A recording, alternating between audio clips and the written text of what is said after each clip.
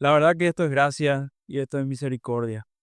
Poder estar reunidos y escuchar y asimilar y ser bendecidos por nada más y nada menos que la palabra del Señor.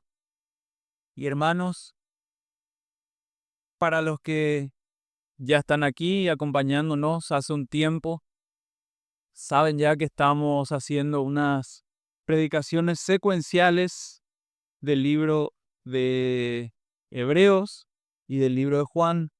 Hoy toca el libro de Hebreos nuevamente, en el capítulo 8, versículos 6 al 13. Lo que hacemos es una predicación secuencial y expositiva del libro a los Hebreos. Y en este caso, siempre es bueno recordar de qué se trata. Pero antes que nada, quiero hablar, o mejor dicho, quiero leer lo que el Espíritu Santo inspiró en el capítulo 8, versículos 6 al 13. Y dice así la palabra del Señor. Pero ahora, Él ha obtenido un ministerio tanto mejor por cuanto es también el mediador de un mejor pacto, establecido sobre mejores promesas. Pues, si aquel primer pacto hubiera sido sin defecto, no se hubiera buscado lugar para el segundo.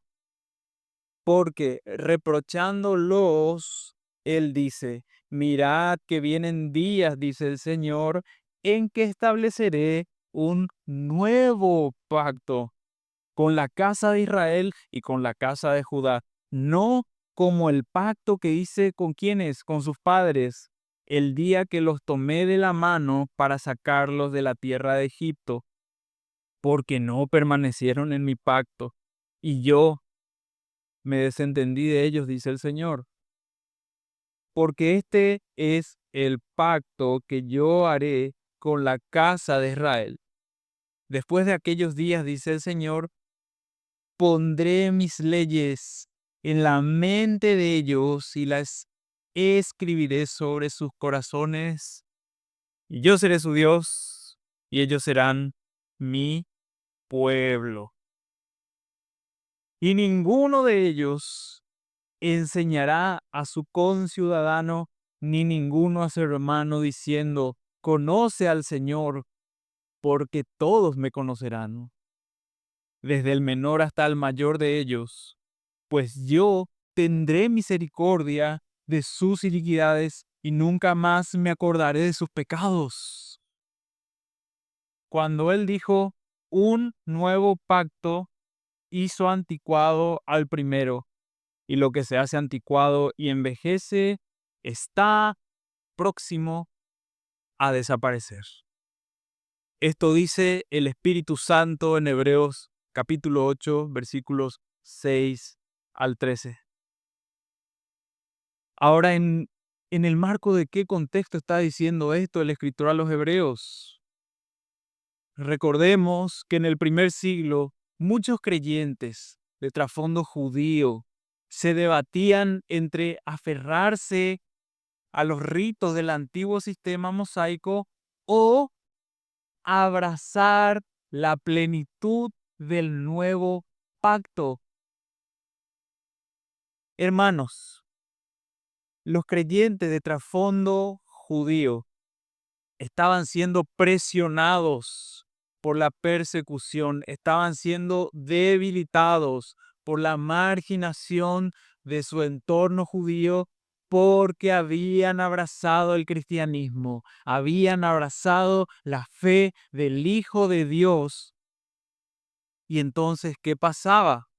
Tenían consecuencias y estaban siendo tentados a echarse atrás, a tal punto de que muchos ya abandonaban el barco del cristianismo y se volvían atrás, volviendo a los sacrificios, volviendo al sistema mosaico.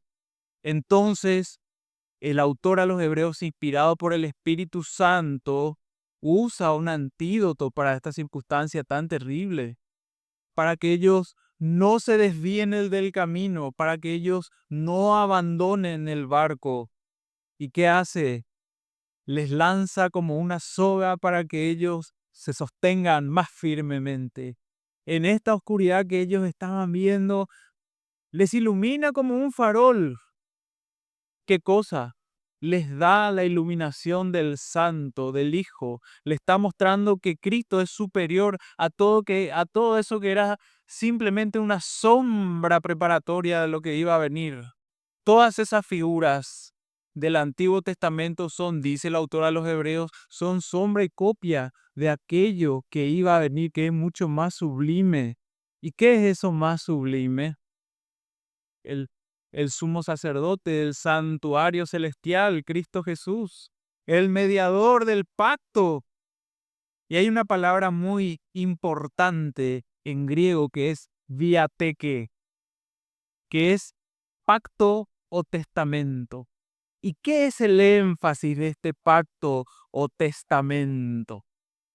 El énfasis es una solemnidad y una permanencia en el acuerdo divino. Una solemnidad y una permanencia en el acuerdo divino que consta de dos partes, porque en un acuerdo normalmente acuden dos partes. Y en el pacto divino, ¿cuáles son las partes? Por una parte, Dios, y por otra parte, el pueblo. Y este pacto, ¿quién toma partido en él? ¿Quién toma la iniciativa? Lógicamente, Dios, porque la criatura no está en condiciones de llamarle a Dios, hacerle sentar en la mesa y poner las condiciones de la negociación, jamás.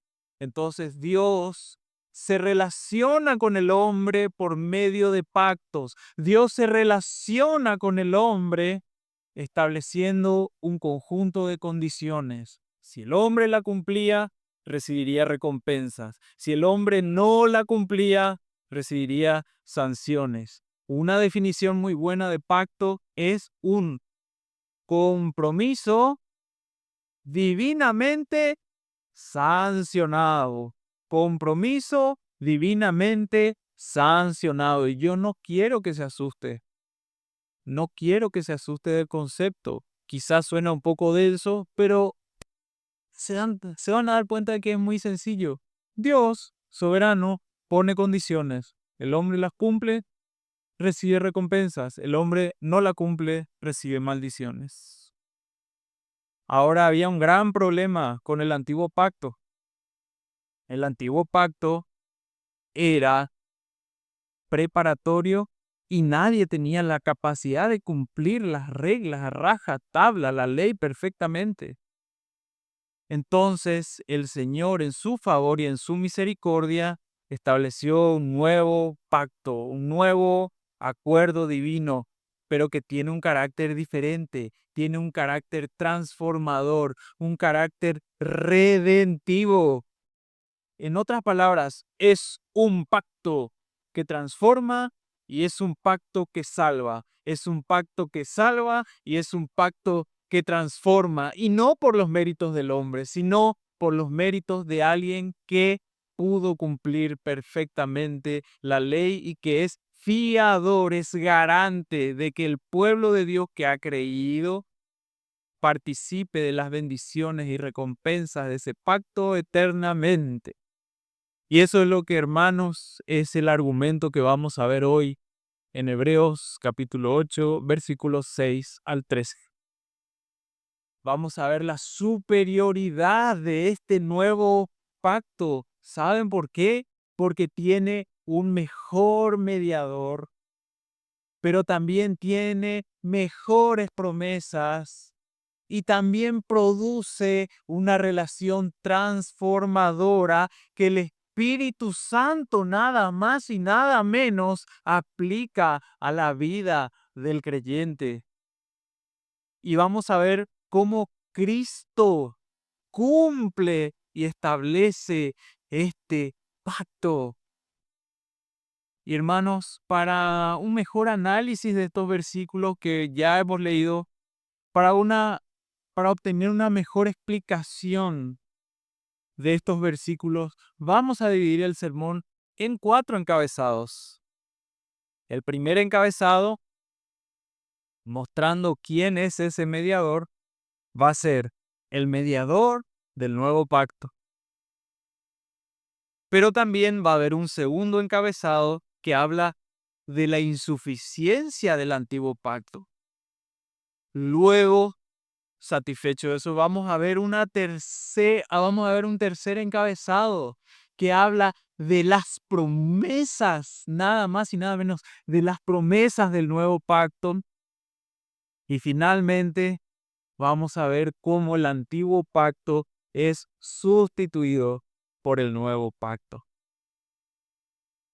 Entonces, repasemos.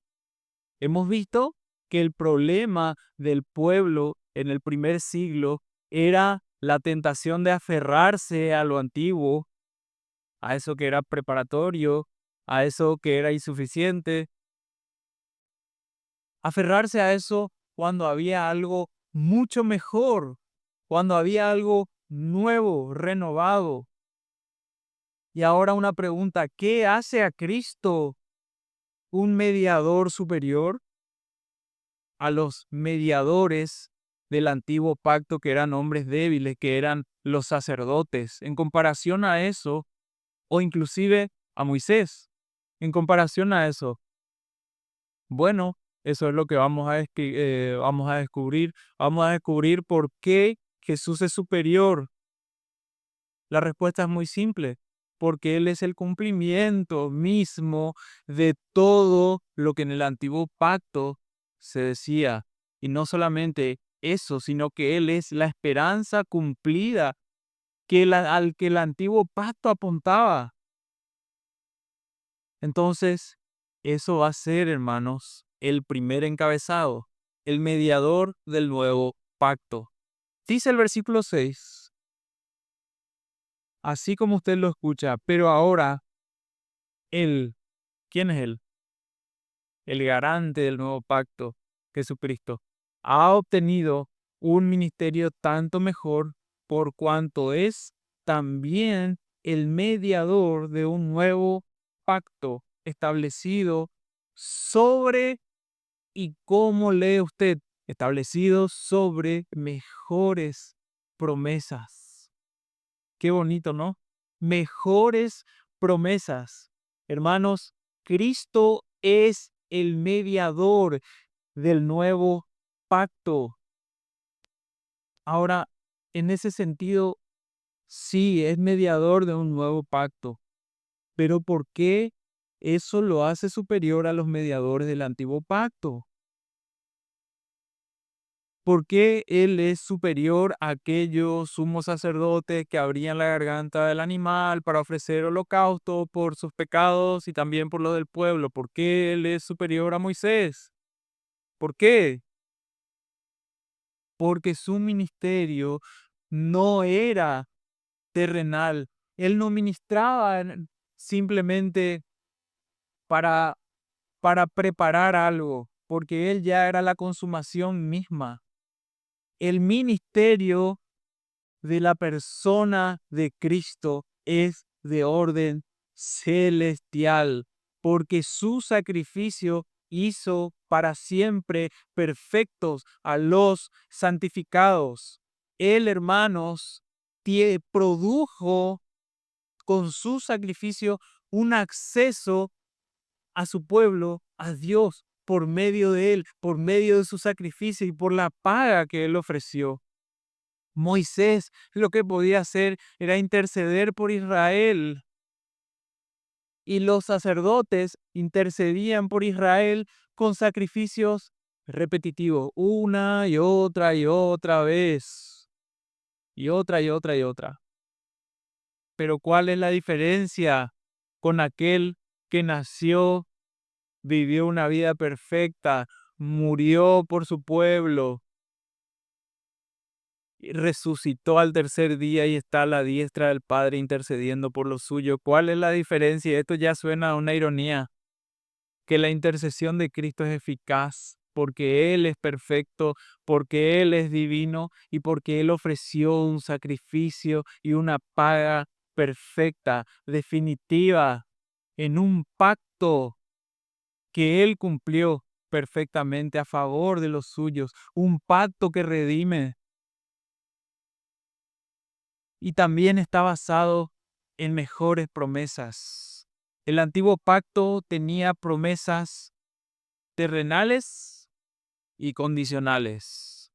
Ustedes, pueblo de Israel, tienen que hacer estas cosas y vivirán por ellas. Ustedes, para ser bendecidos, tienen que cumplir a rajatabla con lo que les impongo, la ley perfecta, justa y santa de Dios.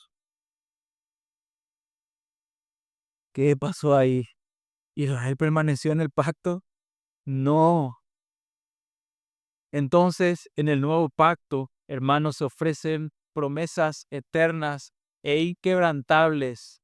Y el nuevo pacto ya fue mencionado en el Nuevo Testamento o ya fue mencionado antes.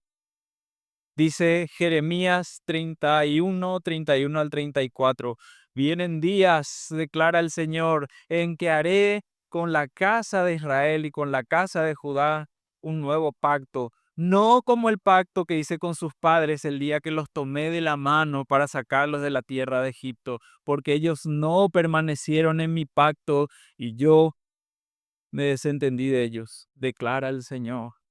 Pero este es el pacto que haré con la casa de Israel después de aquellos días, declara el Señor. Pondré mi ley dentro de ellos y sobre sus corazones las escribiré, y yo seré su Dios, y ellos serán mi pueblo, y no tendrán que enseñar más cada uno a su prójimo ni cada uno a su hermano, diciendo, conoce al Señor, porque todos me conocerán desde el más pequeño de ellos hasta el más grande, declara el Señor, pues perdonaré su iniquidad y no me acordaré más de su pecado. Hermanos, cuando Jeremías anunció el nuevo pacto, dicho sea de paso, 600 años antes de Cristo ya, Judá estaba al borde del exilio. Dios les recordó el pecado que les había llevado a esa posición, el pecado que les había llevado a ese desastre. Dios les recordó que era por su pecado, pero así también les dio una promesa asombrosa. Voy a hacer algo nuevo, dijo el Señor. No sería como el pacto del Sinaí quebrantado por Israel, sino un pacto escrito en los corazones. ¡Qué hermoso! Para los lectores de Hebreo eso era clave. Dios siempre había planeado algo mejor. ¿Sabe que Dios no tiene plan B? ¿Sabe que Dios no se equivoca? Esto me salió mal, ahora voy a sacar este otro as que tengo bajo la manga. No, no es así. El nuevo pacto no era un plan B, era el cumplimiento de la promesa que sostuvo a Israel incluso en el exilio. Y ahora en Cristo esa promesa es una realidad para ellos y para nosotros. Porque los santos del antiguo pacto, aunque estaban bajo el antiguo pacto, fueron salvos en el nuevo pacto. ¿Y por qué digo en? Porque fueron salvos por el cumplimiento de la promesa que es en Cristo Jesús. Fueron salvos por el Cordero que quitaría el pecado del mundo. Y le doy una ilustración práctica de por qué esto, el nuevo pacto es superior al antiguo. Es muy sencillo. Usted tiene una deuda muy grande, muy grande. Y repetitivamente intenta pagar a cuotita, moneda a moneda a moneda a moneda. monedita, monedita, y nunca puede pagar la deuda. Pero de repente viene alguien, un potentado, un poderoso, y salda por usted la deuda que usted no podía pagar. Y de una vez liquida esa cuenta. Bueno, esa es la bendición del nuevo pacto que Cristo logra a favor de los suyos. Él paga y salda completamente la deuda de una vez. En el antiguo pacto, los sacrificios repetitivos, animal tras animal, una y otra vez, nunca podían borrar definitivamente la deuda del pecado. En cambio, Cristo pagó eternamente la deuda en un pacto que no solamente es redentor, sino también en consecuencia es transformador. No solamente te dice que vos estás incapacitado para cumplir la ley, sino que te capacita dándote un nuevo corazón para poder cumplirla, capacitado por el poder del Espíritu Santo y las promesas de Cristo. Y hay una confrontación en el versículo 7, somos confrontados con una verdad dura. El primer pacto era incompleto porque dependía de corazones corruptos, incapaces de obedecer. Y digo de antemano, el problema no estaba nunca en la ley santa, justa y perfecta. El problema siempre estuvo en el corazón corrupto del hombre, que bebe iniquidad como agua, dice Job. Ahora vamos a ver por qué la ley siendo santa no podía salvar. Eso habla de la insuficiencia del antiguo pacto, de los versículos 7 al 9, y ese es nuestro segundo encabezado, la insuficiencia del antiguo pacto. Porque si el primer pacto hubiera sido sin defecto, no se hubiera buscado lugar para el segundo. Traducido, si el primer pacto era suficiente para hacer llegar al hombre al cielo, entonces ¿para qué necesitamos del segundo donde estaba Cristo? Porque, y encima dice, porque reprochándolos,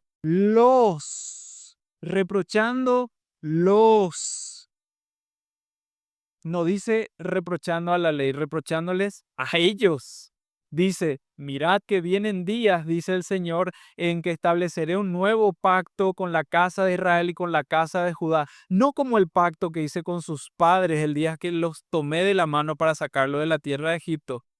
Y vean bien, pues no continuaron en mi pacto, dice. ¿Y qué pasó ahí? Yo me desentendí de ellos. Y les voy a decir algo con plena honestidad. Muchas veces yo leyendo y leyendo, ¿verdad? Estos versículos anteriormente, pero sin estudiarlo con todos los detalles o con toda, digamos, con todo el contrapeso, yo simplemente miraba la promesa nomás. ¡Ay, qué bendición! Dios va a hacer una gran cirugía en el corazón del pueblo y le va a dar un nuevo corazón para que le ame y le obedezca. Gloria a Dios, decía, ¿verdad? Pero vean algo muy, lo fuerte está acá en que empieza primero con el reproche. Israel no permaneció en el pacto, no pudo cumplir la ley, eso es lo que está diciendo, y esa es la condición del hombre caído. El hombre caído no puede cumplir la ley. ¿Y qué pasa? ¿Cuál es el reproche? Que Dios se desentiende de aquellos que no cumplen perfectamente la ley. Él no es Dios de ellos. Es decir, no es un Dios que los bendice, es un Dios que los maldice con juicio. Qué fuerte. Y ahí sí tiene sentido la promesa, que Dios mismo les da un nuevo corazón, les capacita por lo que el Espíritu Santo aplica en la vida de ellos, por los méritos y la intercesión de Cristo. Hermanos, sí es de considerar también que además de la incapacidad del pueblo de cumplir la ley y de la incapacidad del corazón humano de no poder sostener las cargas de la ley, hay otra cuestión más aparte de la incapacidad humana, el carácter mismo de la ley. ¿Sabe que lo que Dios promulgó en la ley, y no solamente, digamos, la ley moral, sino también en las ceremoniales, en las civiles, todo lo que Dios estableció ahí, ¿qué es? Es como una brújula que apunta hacia el norte, que es Cristo. Tiene un carácter temporal, tiene un carácter preparatorio. La ley, dice Gálatas 3:24, la ley ha sido nuestro ayo, nuestro maestro para llevarnos a Cristo, a fin de que fuéramos justificados por la fe. Es un maestro que te lleva, la ley es un maestro que te lleva a decirte, estos son tus pecados, debes ser condenado y vas a ser ejecutado por el juicio divino. Eso es básicamente. Es un maestro para mostrarte tu incapacidad de poder cumplir la ley y llevarte a aquel que sí la cumplió.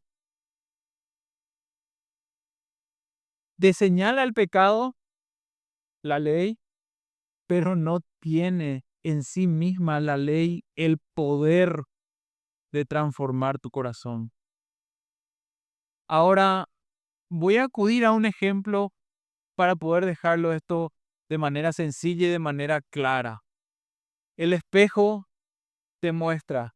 Supongamos, jugaste fútbol y bueno, había mucho barro y de repente cabeceaste y tenés todo barro por tu cara si sos futbolista, ¿verdad? Supongamos, te mirás en el espejo, vos ves que tenés todo mancha o no sé, de repente se te cayó algo en la camisa antes de salir, te pones delante del espejo y ves ahí la mancha. El pecado, ¿qué hace? Perdón, el espejo, ¿qué hace? Te muestra muy bien las manchas, el espejo te muestra muy bien los defectos que tenés.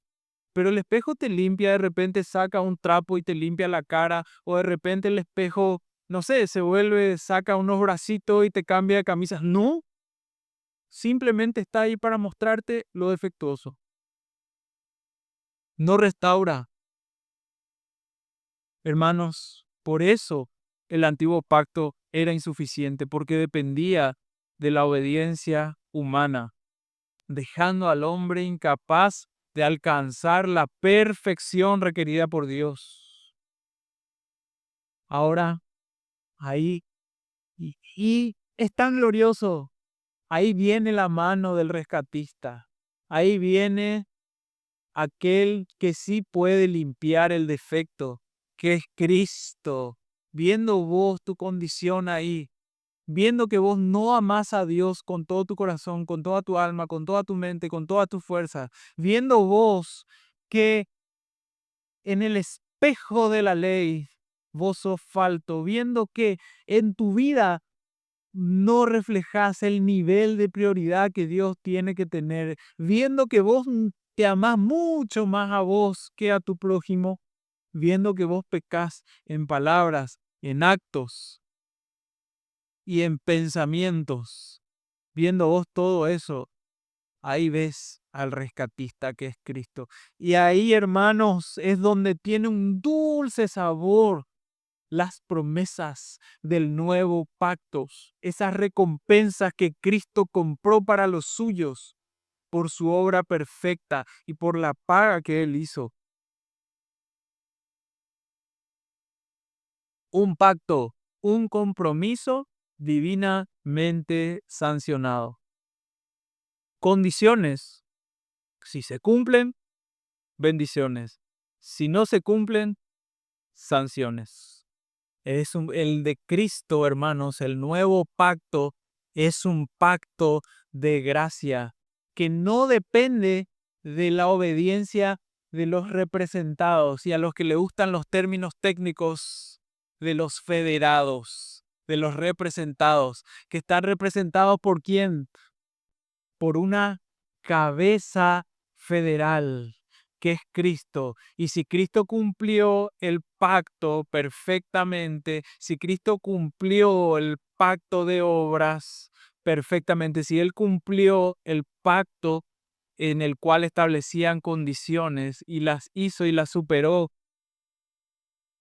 entonces los representados también son bendecidos en Cristo, por lo que Él logró.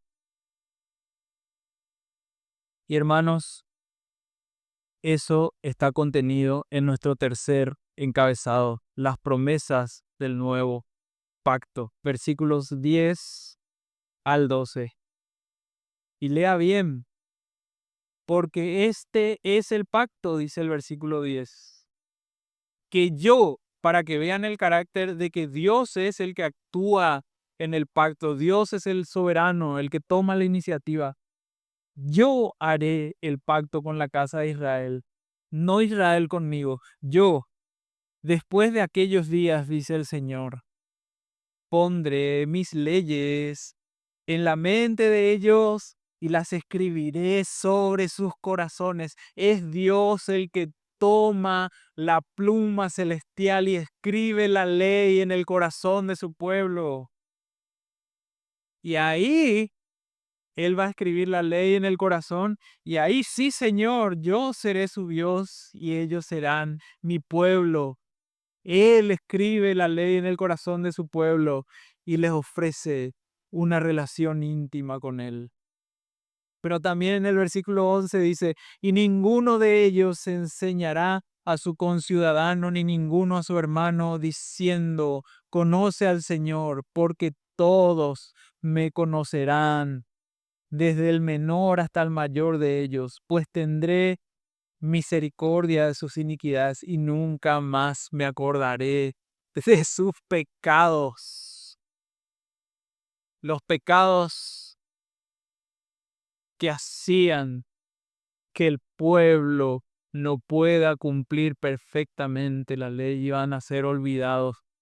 Era como si Dios los metiese en una bolsa y los tirase al fondo del mar. Pondré mis leyes en la mente de ellos. Y aquí hay como un triple patrón, o aquí hay como, vamos a decirle, están agrupadas tres bendiciones. Citando Jeremías 31 al 34. La ley escrita en los corazones, qué bendición, en consecuencia, una relación íntima y personal con Dios y el perdón de pecados. Y vamos a ver a qué se refiere esto de la ley escrita en el corazón.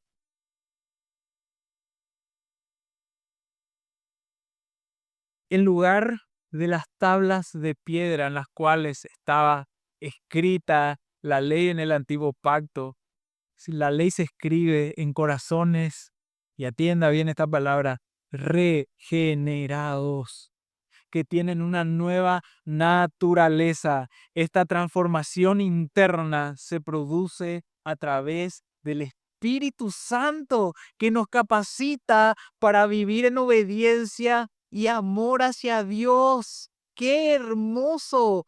Esto no nos da simplemente el conocimiento de la ley que nos muestra el pecado, sino que nos da la solución, la capacitación del Espíritu Santo en el corazón de los creyentes para amar y obedecer a Dios. Y repito, esto simplemente existió desde el Nuevo Testamento, desde Mateo, Apocalipsis. La respuesta es no.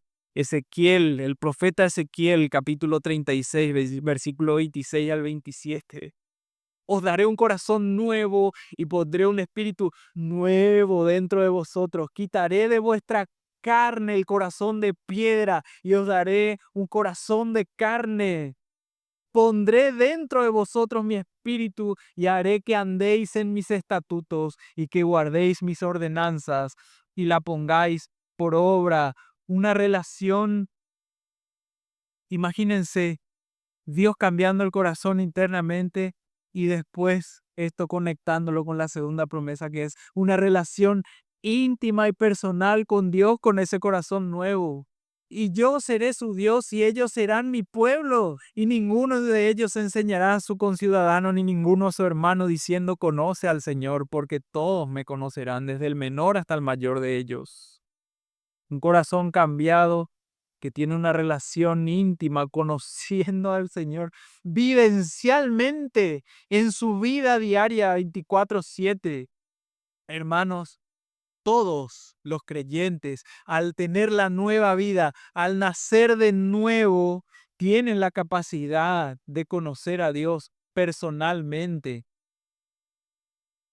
Quiero recordarles una conversación que hubo entre Jesús, nuestro Señor, y un líder religioso. Esto está plasmado o está documentado en Juan capítulo 3, versículos 5 al 8. Jesús respondió, en verdad te digo, esto dice, en verdad te digo que el que no nace de agua y del Espíritu, esto le dice a Nicodemo, no puede entrar en el reino de Dios. Lo que es nacido de la carne, carne es, y lo que es nacido del Espíritu, Espíritu es. No te maravilles de que te haya dicho, oh, es necesario nacer de nuevo. El viento sopla donde quiere y oye su sonido, pero no sabes de dónde viene ni a dónde va. Así es todo aquel que nace del Espíritu. El Espíritu es como un maestro interno que guía hacia la verdad y confirma nuestra identidad como hijos de Dios. Eso es lo que se conoce como el testimonio interno del Espíritu Santo. Y dice la palabra del Señor, pero cuando Él, el Espíritu de verdad, venga, os guiará a toda la verdad, porque no hablará por su propia cuenta, sino que hablará todo lo que oiga y os hará saber lo que habrá de venir. Eso dice Juan 16:13. Y por otra parte, la primera epístola de Juan en 2:20 dice, pero vosotros tenéis la unción del Santo y vosotros lo sabéis. Ven cómo el Espíritu Santo capacita para un conocimiento íntimo de la persona de Dios. Ven cómo es tan vivencial. Ven cómo esto no es información fría. Esto no es información distante, técnica, que está en los libros nomás. Esto es algo vivo. Esto es algo que sacude. Esto es algo profundo. Y voy a usar una metáfora. Esto es algo que se infiltra en cada célula, en cada átomo, en cada núcleo de su espíritu. Y si no fuera suficiente, sí es suficiente, pero si no lo fuera, vea, perdón total y definitivo de los pecados. Pudiéramos decir acá, ¿qué más querés? ¿Qué más querés? Perdón total y definitivo de los pecados. Qué hermoso este nuevo pacto, pues tendré misericordia de sus iniquidades y nunca más me acordaré de sus pecados. Mientras que el antiguo pacto mostraba simplemente el pecado y la insuficiencia, el nuevo pacto muestra la solución. Mientras el antiguo pacto era condicional, el nuevo pacto es incondicional y eterno. Está fundado en la gracia y está fundamentado en el amor inagotable de Dios, que es el pilar del nuevo pacto. Y si está fundamentado en el amor eterno de Dios, ¿quién puede separar a los suyos del amor de Dios? Ahora, una pregunta personal. A vos te digo, ¿experimentaste cómo el Espíritu Santo transforma tu corazón desde adentro? ¿Experimentaste la transformación del poder o con el poder del Espíritu Santo en tu vida? Si la estás experimentando, quiere decir que el Señor está obrando en tu vida y que sos beneficiario, que sos destinatario, que sos aquel que está recibiendo los beneficios del pacto. Pero si no estás experimentando transformación en tu vida, si no tenés hambre de palabras, si no tenés hambre de tener comunión con aquellos que también han sido regenerados, si no tenés hambre de orar y acercarte a la persona de Dios en oración, uh, sinceramente estás en un peligro muy grande. Sinceramente. Pero la buena noticia es que el nuevo pacto y el poder del nuevo pacto, por el poder de Cristo, del Espíritu Santo y de Dios Padre, el nuevo pacto ofrece una transformación interna, una relación íntima con Dios y un perdón completo, asegurados por la obra redentora de Cristo y en los beneficios que el Espíritu Santo aplica a favor de los suyos eterna e irrevocablemente.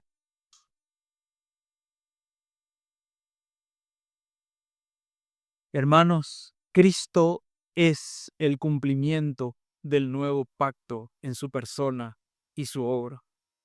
Jesús no solo inaugura el nuevo pacto, sino que Él mismo es el nuevo pacto. La, la relación con Dios no es simplemente un acuerdo renovado, sino que está encarnada y anclada en la persona misma del Hijo. Y en consecuencia, en Él nosotros somos hechos parte de ese pacto eterno como beneficiados. Nosotros somos parte de ese acuerdo divino.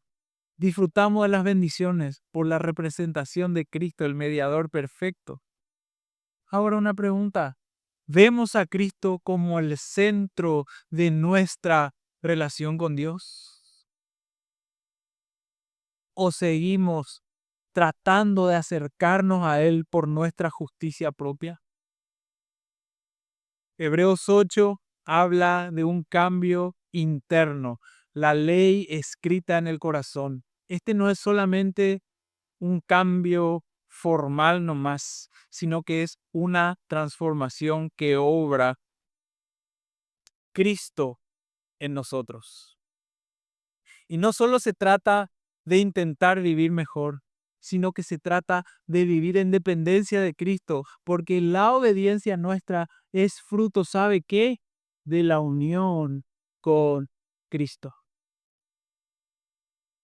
Así que cuando enfrentamos el pecado, cuando enfrentamos la debilidad, no confiamos en nuestro propio esfuerzo, sino en el Espíritu Santo que obra a favor nuestro.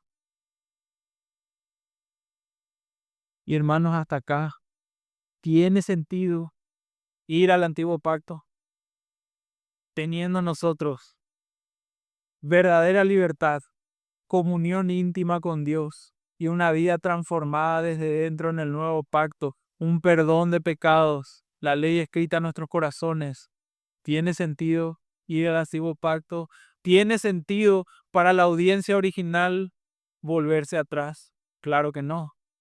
Entonces, ese es nuestro cuarto y final encabezado. El antiguo pacto sustituido por el nuevo. Versículo 13. Porque si la sangre, perdón, cuando él dijo un nuevo pacto, hizo anticuado al primero. Y lo que se hace anticuado y envejece está próximo a desaparecer. Supongamos, hay una casa vieja, precaria, hiperbólicamente una construcción de 100 años. Le filtra agua, le filtra humedad. Cuando hace frío, usted tiene más frío adentro. Cuando hace calor, usted tiene más calor adentro. Y de repente le dice, ¿sabes qué? A vos te regalan una casa nueva, re espectacular, toda amoblada y 10 puntos para irte a vivir allá. ¿Te vas a quedar en pleno invierno que te gotee en la cara el techo? ¿O vas a disfrutar de esa casa que encima vos no tenés que pagar ni un peso, tenés que morar nomás ahí y habitar? Lógicamente te vas a ir. Ahí nomás ya vas a hacer tu maleta y vas a salir corriendo. El antiguo pacto es así, mi hermano. Ya cumplió su propósito provisorio. Hay un lugar nuevo y definitivo. Cuando dijo un nuevo pacto, hizo anticuado al primero, y lo que se hace anticuado y se envejece está próximo a desaparecer. Y aquí, hermanos, el antiguo pacto, con sus ritos y con su sacrificio, queda obsoleto. ¿Para qué abrirle la garganta a un animal y derramar su sangre? Y como dice el Levítico, sacar la grasa del hígado, ofrecer el holocausto, si el sacrificio perfecto, definitivo y eterno en la cruz del Calvario ya se hizo a favor de los suyos. ¿Qué sentido tiene? Y también no dependemos de méritos humanos, porque nuestra salvación se basa en el sacrificio completo de Cristo. Y esa obediencia también, hasta en eso, la obediencia y todo, al nosotros ver la ley, al ver que ahí nosotros debemos amar a Dios con todo nuestro corazón, alma, mente y fuerza, y al ver que nosotros debemos amar a nuestro prójimo como a nosotros mismos e intentar cumplirla, ese deseo de cumplir la ley se da en base al poder transformador del Espíritu Santo. O sea, qué hermoso, qué hermoso es este nuevo pacto. Justamente en estos días una persona me estaba contando y hablándome de otra, diciéndome, ¿verdad? El, digamos, el amigo que me estaba contando me decía, ¿te acordás de la persona tal? Sí, me acuerdo. Vos sabés que totalmente cambiada. Antes hacía muchas cosas malas y hoy en día está en una iglesia, está con una vida completamente cambiada. Y vos decís, ¿qué le pasó? ¿Qué le pasó a esta persona? Y bueno, y ahí yo tuve la oportunidad y le dije, sí, pasa que eh, dice la palabra que de modo que si alguno está en Cristo, las viejas cosas pasaron, son todas hechas nuevas.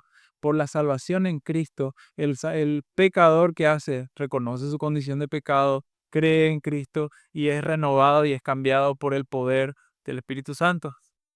Eso es lo que ocurre. ¿Y qué pasa con los 10 mandamientos? Nada, están ahí para acusar, para condenar y también para ser un maestro mostrando la incapacidad del hombre, que identificando que la única posibilidad de salvación es creyendo en el anuncio de Cristo. Y hay algo clave también. El Evangelio empieza y termina solamente en el pueblo de Dios. Empieza y termina solamente en el pueblo de Dios. Tiene que ser difundido a todas las naciones. Nosotros vemos en el versículo 11 y dice, y ninguno de ellos enseñará a su prójimo y ninguno a su hermano diciendo, conoce al Señor, porque todos me conocerán desde el menor hasta el mayor. El Espíritu Santo nos da la luz para nosotros entender la palabra, conocer a Dios y dimensionar dentro de las limitaciones de este lado del sol, quién es Dios, quiénes somos nosotros, cuál es el destino entre tantas cosas. Pero también saben de qué está hablando, de la capacitación para llevar a otros el mensaje celestial. Antes, Israel, ven que dice, y ninguno enseñará a su prójimo ni ninguno a su hermano diciendo conoce al Señor. Antes, Israel, la Israel nacional, era un pueblo que tenía la verdad. Y las naciones debían acercarse a Israel para disfrutar de la verdad. Sin embargo, en el nuevo pacto, la Israel celestial, que es el pueblo de Dios, es como una antorcha que lleva la llama del Evangelio a todas las naciones. No se queda en un lugar simplemente, sino que va a todas las naciones, va a Encarnación, va a Camiretá, va a El Salvador, a Estados Unidos, a Kamchatka, a Sri Lanka y a todos los confines de la tierra, porque Dios capacita por el Espíritu Santo a su pueblo para llevar el Evangelio y dar a conocer estas buenas nuevas. Todos los creyentes tienen acceso a una relación personal, todos los creyentes tienen acceso a este conocimiento. Y hoy el Evangelio en medio del pueblo de Dios brilla como un farol en medio de la oscuridad, de las tinieblas de este mundo. Y hermanos, la iglesia, ¿cómo debe vivir? ¿Cómo la iglesia refleja la identidad como pueblo del nuevo pacto? También este es un llamado a participar de los beneficios. ¿Cómo estoy participando en la iglesia local? ¿Estoy participando en una vida activa, edificando y siendo edificado? ¿O estoy enterrando los dones como el siervo malo? ¿Cómo está mi nivel de compromiso con mi comunidad de fe? Ser parte del nuevo pacto implica que ya no vivo para mí, ya no vivís para vos, vos vivís para Cristo y consecuentemente también para el pueblo suyo. Me acerco a la iglesia con la expectativa de recibir nomás solamente, o soy consciente de que Dios me dio dones para bendecir a su pueblo, me dio un corazón nuevo y regenerado para servir y amar a otros. Estoy dispuesto a perdonar y buscar reconciliación cuando hay conflictos, o me aferro a mi orgullo. Mi tiempo, mis prioridades reflejan mi compromiso con la iglesia. Estoy dispuesta a sacrificar mi comodidad, mi zona de confort. Estoy dispuesta a sacrificar eso para invertir por la vida del otro en nombre del reino de los cielos. Hermanos, esto es una exhortación a experimentar esa transformación real. Tenés que hacer el voto. Tenés que hacer el compromiso, hermano, como deuda por todo lo que recibiste, de intencionalmente establecer lazos con otros creyentes. No vayas a esperar que otros te busquen. Dios tomó la iniciativa para salvarte mientras que vos estabas moribundo y próximo al infierno. Él tomó la iniciativa. ¿Acaso vos no podés tomar la iniciativa y acercarte a tus hermanos? Siempre tenés que recibir nomás vos y no dar nada. No, este es un llamado a ser consecuente con lo que Cristo hizo por vos. Gozaos con los que se gozan y llorad con los que lloran. ¿Cómo vas a gozarte con el que goza si no compartís? ¿Cómo vas a llorar con el que llora si no compartís, si estás distante como una isla? No, tené humildad, serví a tus hermanos. ¿Cristo sirvió a, a su pueblo? Claro que sí, serví también vos. Y hermanos, hay que vivir con la perspectiva de la eternidad. Acuérdese que este mundo no va a permanecer siempre así, aunque la comodidad te haga creer eso y te venda esa falsa ilusión. Viví con la perspectiva de que todo este mundo va a desaparecer como lo conoces y va a haber una nueva realidad. El nuevo pacto, y gracias a Cristo, nos asegura una herencia eterna y una esperanza viva en la segunda venida de Cristo. Dice Hebreos 9:15 y 28 también. Y por eso Él es mediador de un nuevo pacto, para que habiendo tenido lugar una muerte para la redención de las transgresiones que se cometieron en el primer pacto, los que han sido llamados reciban la promesa de la herencia eterna. Así también Cristo, habiendo sido ofrecido una vez para llevar los pecados de muchos, aparecerá por segunda vez sin relación con el pecado, para salvación de los que ansiosamente le esperan. Esta realidad, ¿vos vivís pensando en esta realidad? ¿Estás viviendo con urgencia y con el propósito de glorificar a Dios en todas las esferas de tu vida? ¿O estás atrapado en la comodidad y la rutina? Ya tenés 40 años en el cristianismo y estás como un bebé en brazos. Así nomás querés estar. Pero no, te digo, hay una urgencia. Hay una urgencia que tiene que sacudirte de la comodidad, sacudirte de la rutina. ¿Y por qué tenés que sacudirte? Porque vos ya tenés beneficios que son eternos, que tienen que moverte a salir de esa tu zona de confort. El nuevo pacto te asegura que este mundo no es tu hogar final, así que no te duermas en los laureles de este mundo y su comodidad. ¿Realmente vos estás viviendo como un peregrino en esta tierra o estás actuando como si tu mayor esperanza está en los cielos o tu esperanza está acá? Si es esa tu realidad, qué mal. ¿Cómo manejas tu tiempo? ¿Cómo invertís en las cosas con valor eterno?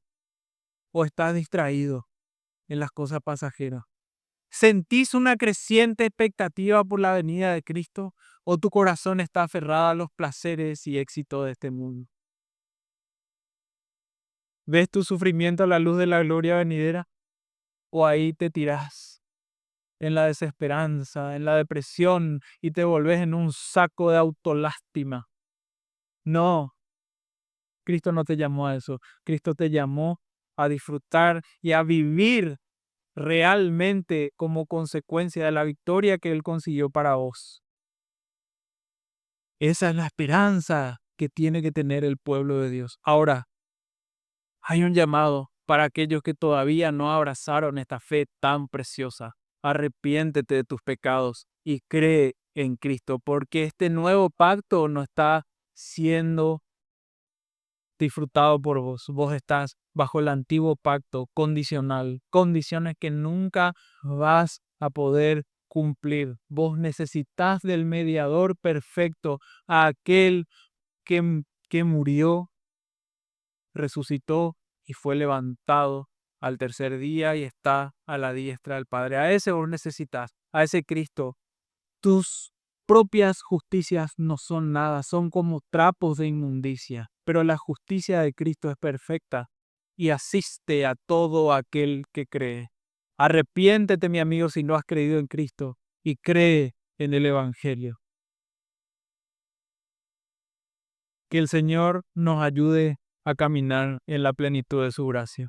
Nos ponemos de pie y oramos.